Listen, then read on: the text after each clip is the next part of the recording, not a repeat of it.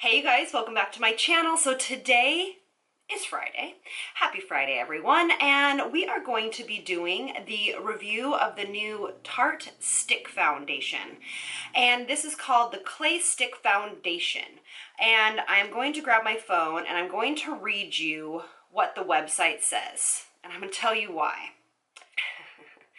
All right, so the website says, have you fed your skin lately? Our 12-hour creamy, matte clay stick feeds your appetite for weightless, natural coverage and good for you nutrients.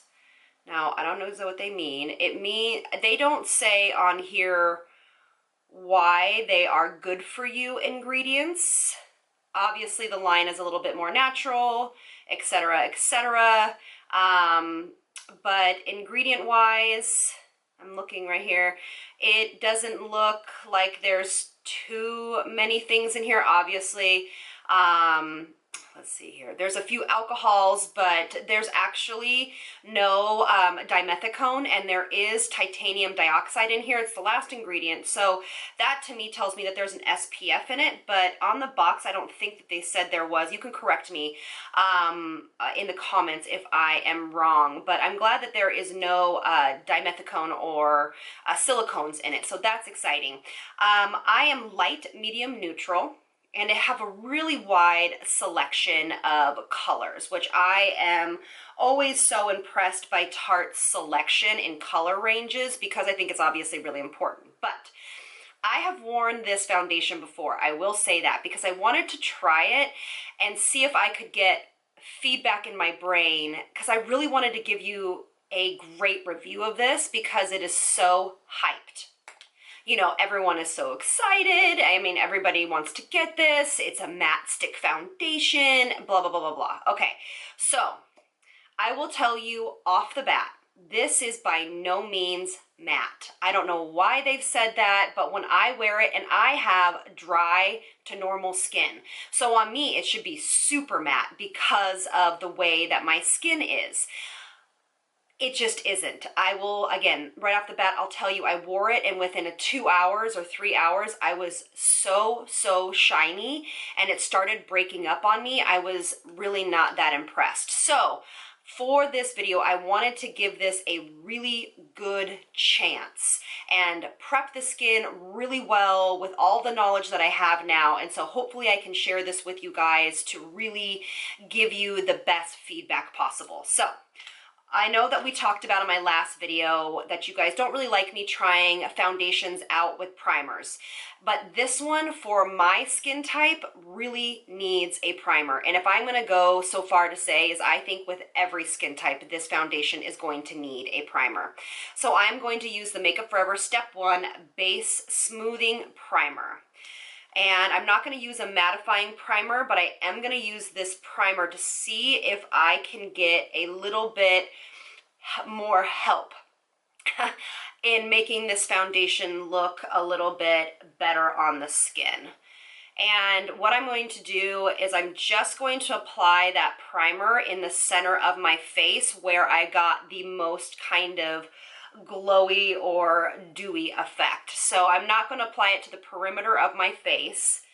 And so we'll be able to see how it wears there appropriately and realistically. But I just feel like this foundation needs something to stick to, some sort of primer that doesn't sit on the skin, okay? All right. So this also mattifies a tiny bit, so that's also why I am using this. You know what, my camera looks really cool, cool tone. Let me see if I can fix that and I'll be right back. All right, so I think that looks a little bit better. It's not as blown out. Okay, so we have our primer on. I'm so nervous, you guys. I'm so nervous.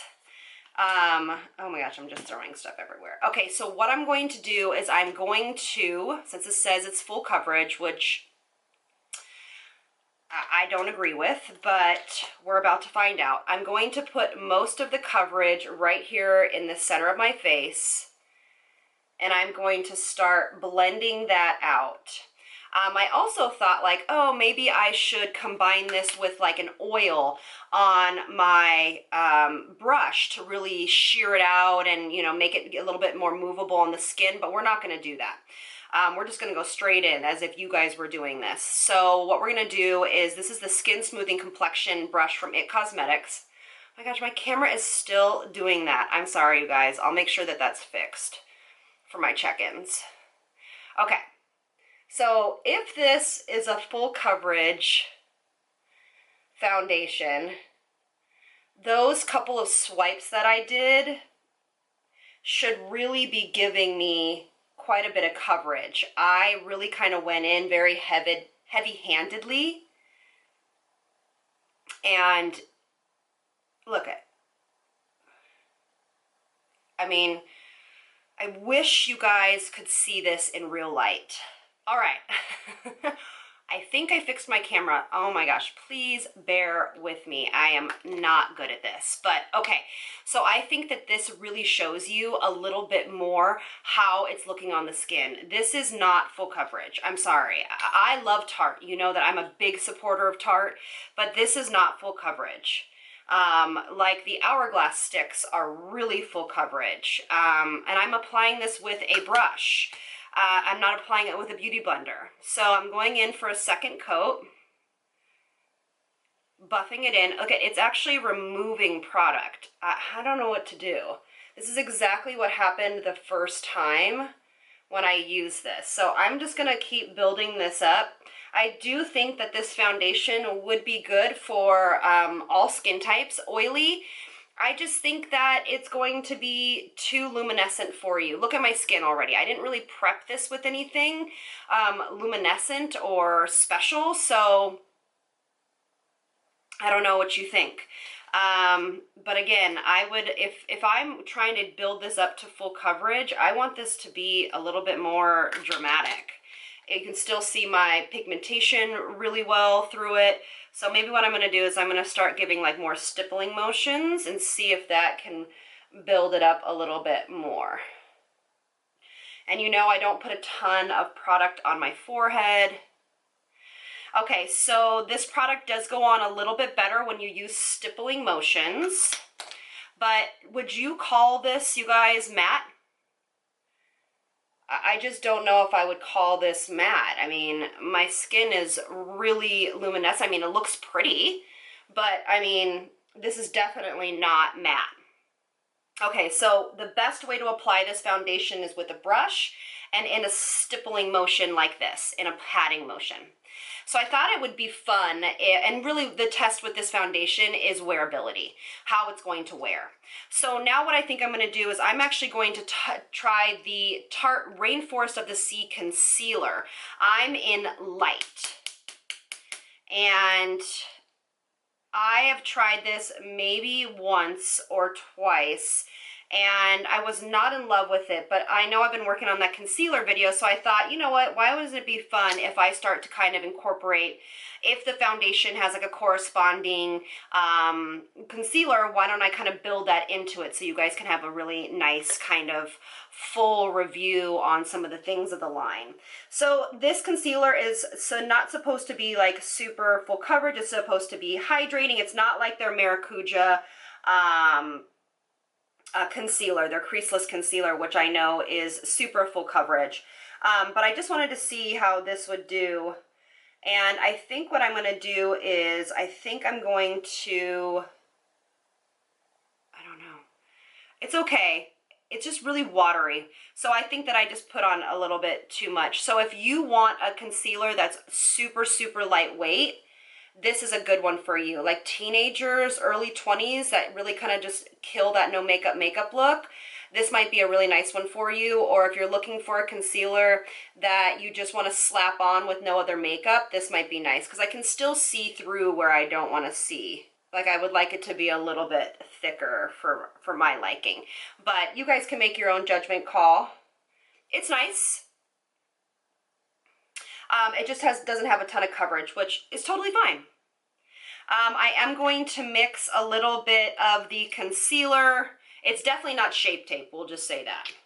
I am going to mix a little bit of the concealer with just a touch of the foundation, just to give this a little bit more ability to blend into my foundation so it looks a little more seamless. And again, using patting motions not to disturb anything. So yeah, so cool. It's not really, it's just creasing ever so slightly, but that's basically it.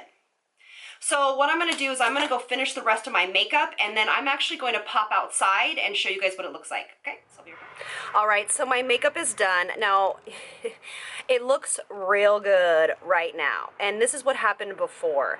So it looked really pretty when I first put it on, and I was like, oh, okay, this is really pretty. Like, maybe I could use it, because it's so weightless on the skin.